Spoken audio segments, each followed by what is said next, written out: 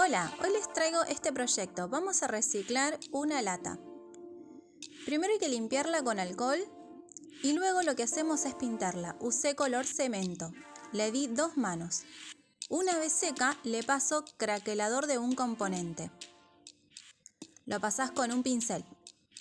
Si no llegas a tener craquelador de un componente, te voy a dejar arriba un link donde hacemos craquelador con cola.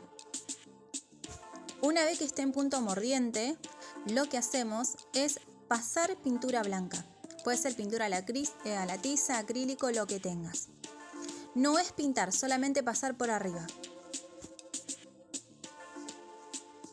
Lo dejamos secar o lo secamos con un secador. Yo soy muy ansiosa, así que le doy con el secador. Y en donde más ponemos pinturas y craquelador es donde más vas a hacer el efecto de craquelado, ¿sí? Eso es a gusto de cada uno.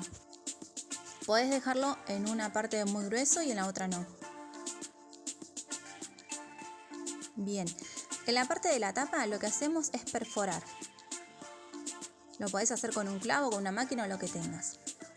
La pinté a la tapa de color blanco, le di 2 manos y lo que voy a hacer es usar pasta para relieve. Puse el stencil, lo pasé con una espátula y luego lo dejamos secar.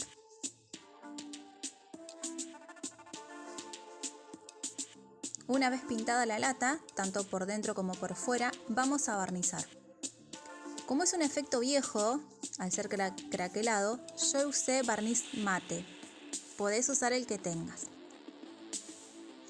Una vez seco, vamos a usar la técnica del pincel seco para desgastar un poquito. Y le pasamos donde está el relieve, siempre descargando para no manchar tanto.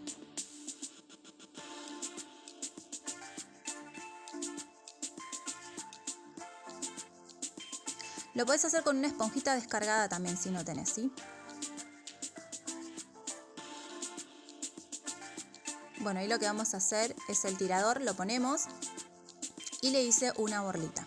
Espero que te haya gustado, suscríbete y compartí este video. Gracias, chau chau.